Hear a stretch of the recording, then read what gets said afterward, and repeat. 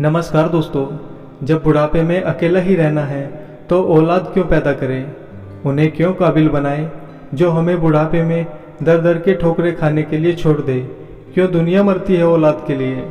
हमेशा की तरह मैं आज भी परिसर के बाहर बैठे भिखारियों की मुफ्त स्वास्थ्य जांच में व्यस्त था। स्वास्थ्य जांच और फिर मुफ्त मिलने वाली दवाइयों के लिए सभी भीड़ लगाए कतार में खड़े थे। अनायास सहज ही मेरा ध्यान गया एक बुजुर्ग की तरफ जो करीब ही एक पत्थर पर बैठे हुए थे। सीधी नाक, घुंघराले बाल, निस्तेज आंखें, जिस्म पर सादे लेकिन साफ सुथरे कपड़े। कुछ देर तक उन्हें देखने के बाद मुझे यकीन हो गया कि वो भिखारी नहीं है। उनका दायां पैर टखने के पास से कटा हुआ था और करीब ही उनकी बैसाखी रखी थी। फिर मैंने देखा कि आते जाते लोग उन्हें भी कुछ दे रहे थे और वे लेकर रख लेते थे। मैंने सोचा कि मेरा ही अंदाज़ा गलत था, वो बुजुर्ग भिखारी ही है। उत्सुकतावश मैं उनकी तरफ बढ़ा तो लोगों ने मुझे आवाज़ लगाई, उसके करीब न जाइए डॉक्टर साहब, वो बूढ़ा तो पागल है। लेकिन मैं उन आवाज़ों को नज़रअंदाज करता मैं उनके पास गया।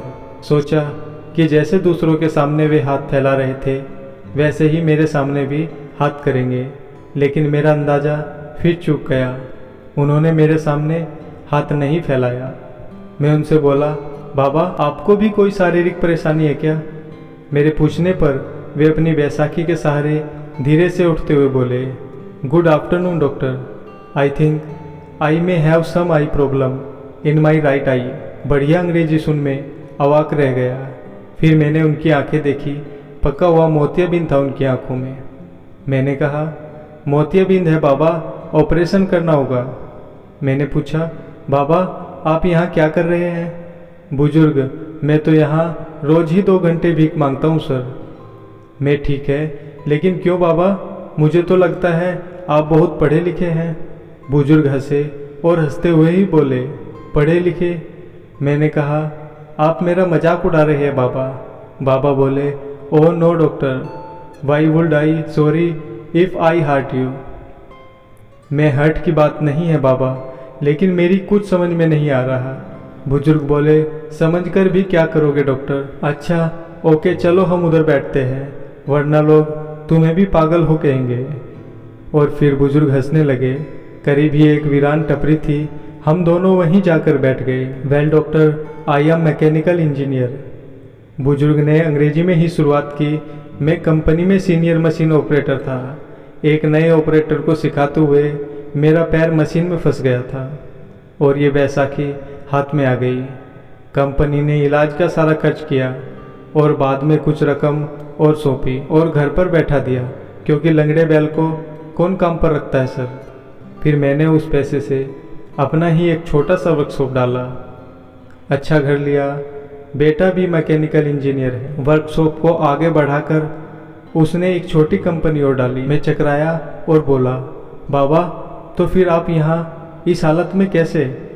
बुजुर्ग, मैं किस्मत का शिकार हूँ। बेटे ने अपना बिजनेस बढ़ाने के लिए कंपनी और घर दोनों बेच दिए। बेटे की तरक्की के लिए मैंने भी कुछ नहीं कहा। सब कुछ बेच बाच कर वो अपनी पत्नी और बच्चों के साथ जापान चला गया और हम जापानी गुड्डे गुड़िया यहाँ रह गए।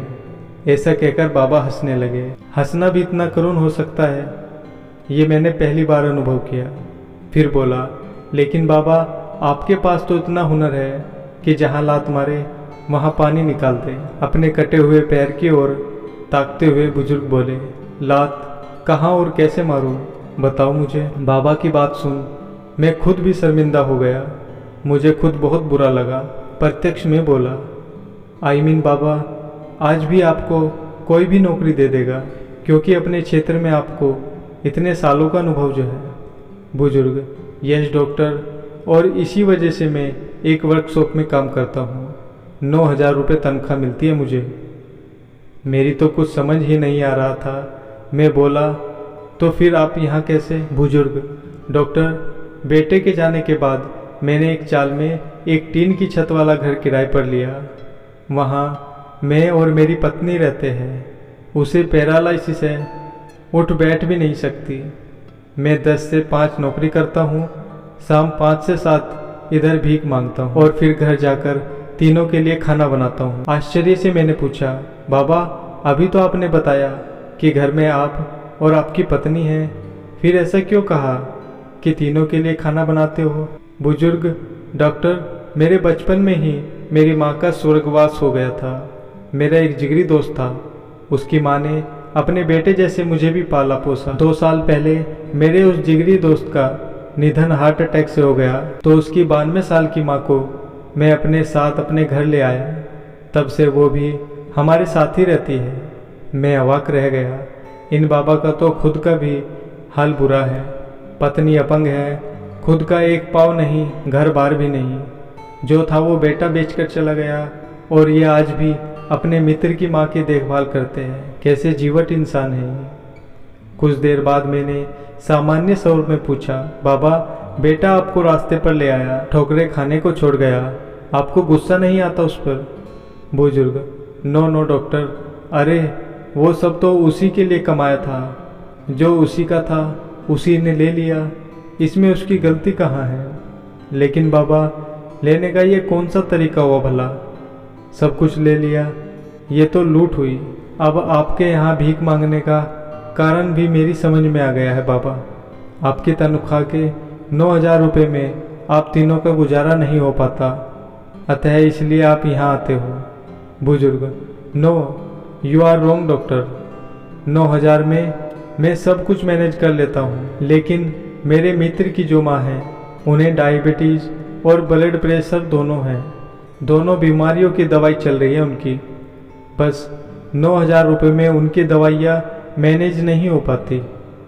मैं 2 घंटे यहाँ बैठता हूँ, लेकिन भीख में पैसों के अलावा कुछ भी स्वीकार नहीं करता। मेडिकल स्टोर वाला उनकी महीने भर की दवाई मुझे उधार दे देता है और यहाँ 2 घंटों में जो भी पैसे मुझे मिलते हैं वो मैं रोज़ मेडिकल स्टोर वाले को दे देता हूँ। मैंने अपलक उन्हें देखा और सोचा, इन बाबा का खुद का बेटा इन्हें छोड़कर चला गया है और ये खुद किसी और की माँ की देखभाल कर रहे हैं। मैंने बहुत कोशिश की, लेकिन खुद की आंखें भर आने से नहीं रोक पाया। भरे गले से मैंने फिर कहा, बाबा किसी दूसरे की माँ के लिए आप यहाँ रोज़ भीख मांगने आते हो? बुजुर्ग, दूसरे की? अरे मेरे बचपन में उन्होंने बहुत किया मेरे लिए, अब मेरी बारी है। मैंने उन दोनों से कह रखा है कि 5 से 7 मुझे एक काम और मिला है। मैं मुस्कुराया और बोला, और अगर उन्हें पता लग गया कि 5 से 7 आप यहाँ भीख मांगते हो तो?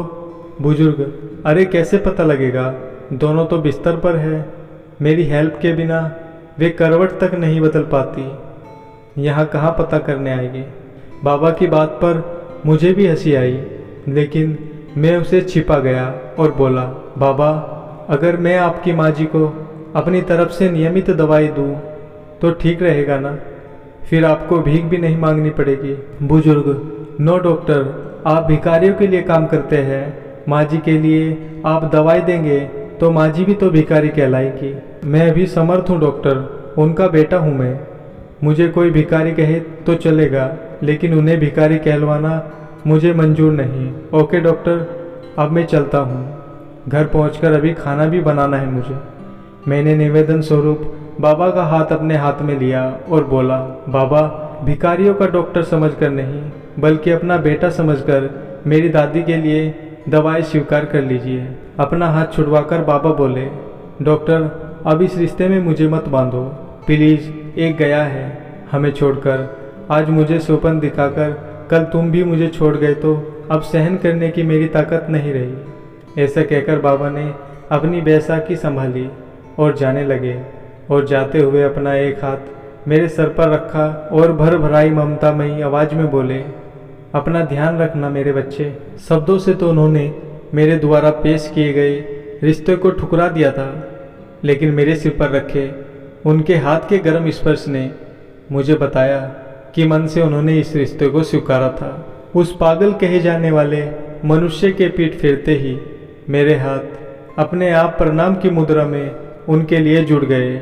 हमसे भी अधिक दुखी, अधिक विपरीत परिस्थितियों में जीने वाले ऐसे भी लोग हैं। हो सकता है इन्हें देख हमें हमारे दुख कम प्रतीत हो और दुनिया को देखने का हमारा नज़रिया बदले, हमेशा अच्छा सोचे, हालात का सामना करे, कहानी से कुछ प्रेरणा मिले तो जीव मात्र पर दया करना और परोपकार की भावना बच्चों को जरूर दे। धन्यवाद। जय श्री राधे कृष्ण।